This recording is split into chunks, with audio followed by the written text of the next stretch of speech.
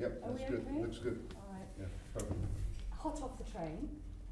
Hot off the train, yeah. Hot off the train. Yeah. Eve of the European leg of the Back to the World. How do you feel? Great, very excited, looking forward to it. We've been off the road for a little while now and just been doing some rehearsals the last couple of weeks. And it's great to get back with the band and all the people. I love it. It's, you know, some people say to me, oh, you're going on tour again? Oh, no, you know. I say, yeah, I like it. Yeah. It's a difficult time at the moment. UK and US engaged in conflict in Iraq. Yeah.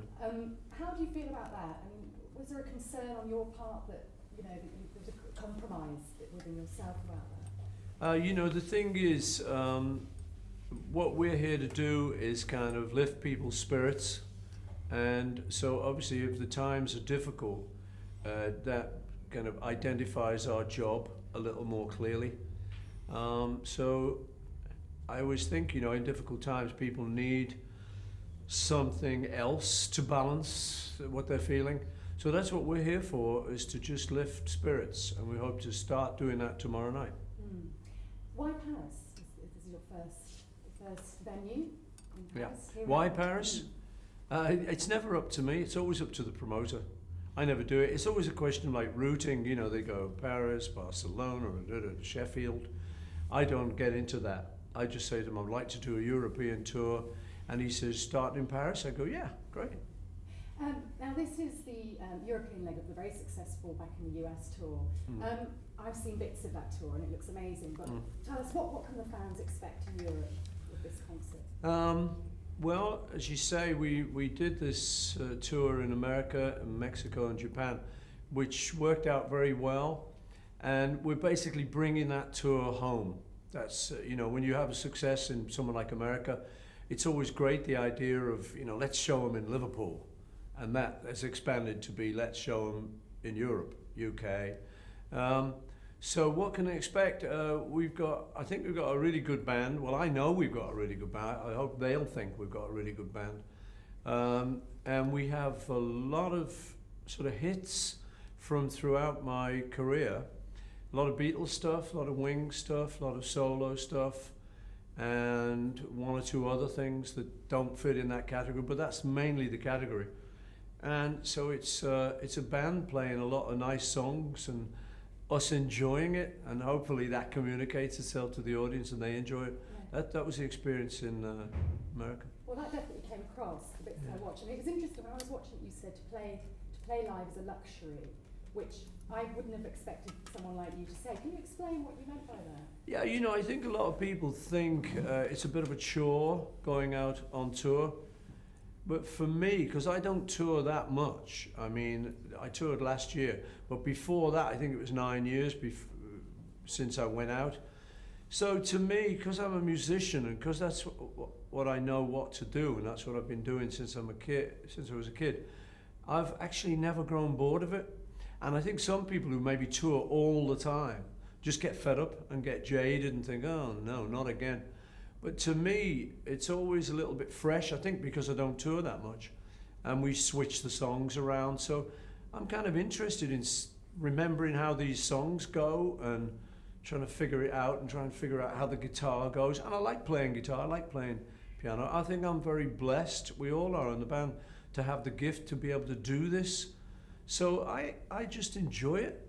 And so to me, doing something you enjoy is a luxury. Yeah. Now you mentioned in the glance there about Liverpool. What can they expect in Liverpool from you? Well, you know, it'll be the last night of this European tour, and it'll be the last night of this show as such. And it's always lovely to go home to Liverpool. So I think we can expect a party. You know, we'll be up for it, and I think the audience will. And, you know, like I say, I love the people of Liverpool because I'm one of them, and it's my hometown, and I get up there quite a lot. I've got a lot of relatives there. That'll probably be the entire audience, my relatives. What about, you mentioned your relatives and your family, what do they think about you going on tour? I mean, it's a very arduous schedule that you have to follow, and it's grueling. How do they feel about Well, it? I don't see it as arduous, you know. I think when people think about it, they don't realise how we do it. we've got a really big team of people who take care of most things. I'm just the guy who has to go out and sing and play bass and play guitar and stuff. And the band does that. That's our, obviously without that there wouldn't be a tour. But there's so many great people who look after all the other aspects that sometimes it's a little bit like a holiday, particularly because we like playing. So that's the little payoff at the end of the day. But the traveling's very good. I mean, we don't travel badly, you know. We travel like sort of the presidents of countries, you know, it's really posh. So we have great traveling and we're looked after very well. We stay in great hotels. So some people would consider that a holiday. And I think only if you hated it and you were jaded and you thought, oh, I'm really fed up, would it be arduous. I think people like myself who love it and the band who love it, just consider it as something we like doing. So we get out, we stay at nice hotels, fly around the world in these amazing aeroplanes and meet these incredible people. At the end of the day, you know, there's this audience giving you this feedback. And if it goes down well, then there's nothing to beat it. It's really a great feeling. So that to us is a tour rather than some terrible, arduous task. And your family, I guess they're supportive. I mean, was there a moment when they thought, why on earth are you doing this? Why do you need to do this? I guess that's a lot of people ask that. Yeah, well, I don't need to do it. That's the truth, you know. It's not a question of needing to do it. But it depends, it's relative, you know. You could have said that after the Beatles had 2 years success, they didn't need to do it anymore, if you're talking just money. But it's not why everyone does it, certainly not why I do it. I mean, that's a nice plus, you know, as you get paid for doing this. But it's not why I do it. It isn't a question of needing to do it, it's a question of loving to do it. And I often say to people that if someone retired me, I'd kind of do this on the side. I'd do this as a hobby. You know, I'd be going around pubs, hey, do you want anyone to sing tonight? And if they wouldn't let me in, I'd be outside the pub. You know, I just really like to do it, and it's just something I've done all my life. And so it's not a question of needing to do it, just liking to do it. You mentioned retiring there. Is that ever a thought that crosses your mind? No, not really. I think, you know, when I was a kid, you know, you live the life, well I did, live the life that sort of everyone was living. So you're looking at getting a job, you're looking at working your span, and then you're looking at getting a pension and retiring. That'll be the great bit, because your job's so shitty that you're looking at getting out of it and going home and going on holiday or traveling or whatever. But it's not like that for me. My job's not like that. I really am very lucky, you know, and I say it's a luxury. It is. I'm not kidding you. If you could be inside my body for a couple of weeks, you'd see what I mean. So yeah, as far as retiring is concerned, it's nothing I'm looking forward to or even thinking of. I've always said that as long as people want to come and see me, you know, then I'll probably do it. I'll probably feel like doing it. The minute I start to feel like the sort of, you know, shuffling around in the audience and going, ooh, it's not very good, is it? Or the tickets aren't selling well, then I'll get the big message of ding, it's time to go, you know. But I never feel like that. And the success of the tour last year, I mean, it was the #1 tour in America, you know, and that's not time to go. It's time to keep going. You know, all the other people in America were trying to get that spot, and we got it. So, I mean, that's something I'm like really proud of, and the whole tour, we're really proud of that. You know, it's, yo, team, let's go. Why do you think, I mean, I saw bits of the DVD and it was amazing, the reaction of the audience and some little kids as well bopping around, Yeah. and a real age range and a sprinkling of celebrities and all the rest of it. What happened? Why do you think it created that excitement? And as you mentioned, it was incredibly successful, so it was like a rolling stone, wasn't it? It kind of was gathering more speed, momentum as it went along. What happened? What do you think? Well, you know, I think that the songs that we do, because they include Beatles songs and Wings songs and some more recent songs, I think they hit a lot of nerves in people, so that the Beatles songs hit 2 sets of nerves. It's the people kind of my age and around my age who were there, either younger than me or sort of young teenagers or a little bit older. And for them, the songs, you know, we have signs in the audience. I got married to Hey Jude, you know, and it's like that. The song means something very special to them. So I think there's a lot of that in the show.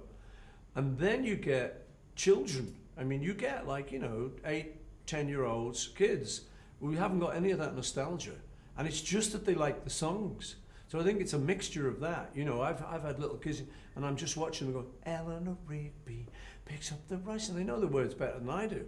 So that's not nostalgia, that's just they're into the song, you know, they dig it. So, and I think it's a mixture. You get the nostalgia, you get the sheer fact that the songs still work. That's something I would have never prophesied. You know, you don't think they'd work. But even alongside people like Eminem, you know, who I really respect his work and his lyrics. I think our stuff still works. You know, something like Eleanor Rigby alongside something of Eminem's. I think there's something in common. It's something you can get hold of, you can get interested in the story. So I think there's something there that just lasts and touches a nerve in people. And it does seem to go across the generations. Now, you're going to be performing, and you mentioned in the concert in America, you do perform a lot of Beatles songs, and in Europe you're going to be performing some that you've never performed live. Is that right? Am I right in thinking that? Never performed live in Europe. Yeah. Well, it's this great thing that happens is that because the Beatles were recording and had stopped touring, there are a few songs that I recorded with the Beatles after we toured that I'd never done. So, and I've never done them since. So this is like songs that have been sitting around as records for 30 years, but I've never actually got on stage and done them. So that's very exciting because it's like they're new songs, but they're not. And normally the problem with a new song is you kind of go, and here's a new song, and go, oh great, you know, I don't know this one, boring, and they go out for a beer. But you know, these are like, we're so able to say, here's a song we've never done before, but it's She's Leaving Home, or it's Getting Better, or, you know, it's a song they know, a lot of people know. So I like that. That's been a very exciting thing about this tour, is that we've had new, fresh things to do, but the audience already knows them. When you're actually on stage performing a well-known Beatles song, I mean, one of the very powerful ones is Hey Jude, what is that like to sing it as a solo performer? I know you're not solo because you've got a great band behind you, but in terms of not with the Beatles, I mean, how does that feel? It's magic. It's a great feeling, you know. You get, anyone who's a performer is looking for a reaction from the audience. End of story. Doesn't matter who you are, ballet star, comedian, hip-hop artist, me. It doesn't matter. You want it to go down well. So when it goes down that well, it's just phenomenal. And there's no feeling like it, you know, it's just, well, there's one or two actually, but it's a very good feeling. And it just is a real buzz. The thing about there not being the Beatles there is that, you know, obviously the Beatles broke up. It would have been great if we'd have been able to continue and it was the Beatles now, but as that didn't happen and couldn't happen, this is how it is now. So I don't worry about the past. You know, that's something great I'm really proud of, and I had a great time then. But strangely enough, I'm having a great time now, you know. So I don't worry about what it might have been, especially when it's this good. Can you even, I mean, there are so many great songs. Is there one that you have a favourite performing, or is that impossible to say? In performance, there are a couple. It is always really hard to pick one song. And, you know, people ask me that about songs I've written, and I always say, it's like your children. You don't want to have a favourite, you know, it's kind of, and also it sort of changes, you know. But for me, I can pick two out of this show, and they're completely different reactions. Hey Jude, just because of the crowd, and we get them singing, and that's a little bit of a buzz for us, you know, it's like, over to you. And it's good for us to see them doing it. So that's a big thing, and that's good because of that. And then there's a little thing in the middle of the show. I do a little song that is in the form of an imaginary conversation between me and John. And that was written after John died. So that's a very poignant little song, and it's just me on guitar. So it's the absolute opposite of Hey Jude. But I like doing that a lot. So two ends of the scale. Those are two little favourites, but I do have others as well. Because you do that acoustic set in the middle. Yeah. That must be quite nerve-wracking. It's okay now. You know, sparse. Well, yeah, it's okay now, but it was a bit nerve-wracking when I first did it, which was at the beginning of the American tour. I'd never done it before. The only thing I had done that was near it was I wrote some poems and I put out a book of poetry, and I was asked to do poetry readings. So I found myself standing up there with a book and an audience, you know, and no props like I'm used to, like a guitar and a song. So, but I enjoyed doing that. I got to like that. It was like stand-up comedy without the jokes, and but it was a very live, interesting thing for me to do. So the acoustic set kind of grew out of that. I started to sort of think, you know, it may be a good thing for me to try at this stage, just stand up there. Because when I write a song, that's how I write it. When my kids were little, when I play it to them, you just play it on friends around, you just play it on a guitar. So to give that kind of intimacy to, I don't know, 15,000 people or more was a bit of a challenge. And I found that even though the first couple of, before the first night, I thought, you idiot, why are you doing this? Mistake, big mistake, don't do it, run away, go to Spain. You know, like, no, you've got to go on there and do it. So I just did it. And, you know, once the first night was over, I thought, I quite like this. And so I've grown to like it more and more. And a lot of the audience say they like it, so that helps. Yeah. Now, a lot of your family come out and join you, and Heather is with you on tour. How important is that to have that kind of support? Well, I like it. You know, I like it, yeah. I like friends, loved ones to be around you if it's possible. It's not always possible, you know, they've got their own lives. But it's nice. I'm a family man, you know, so I like people around and stuff. What happens is if my real family can't be here, the tour group becomes the family. We become each other's family, like a touring company. And that's pretty cool, you know, so you do make a lot of new friends, and that's a pretty close relationship. But obviously having Heather here is even better. Well, that's great. Yeah. Thank you very much for Thank you. agreeing to do that. Au revoir. Merci beaucoup. Je vous en prie. Ah oui. Great, thank you. We have, if we could just switch Oh, you've tapes, got to please, do on the the, PAL camera. Jeff needs to do just a little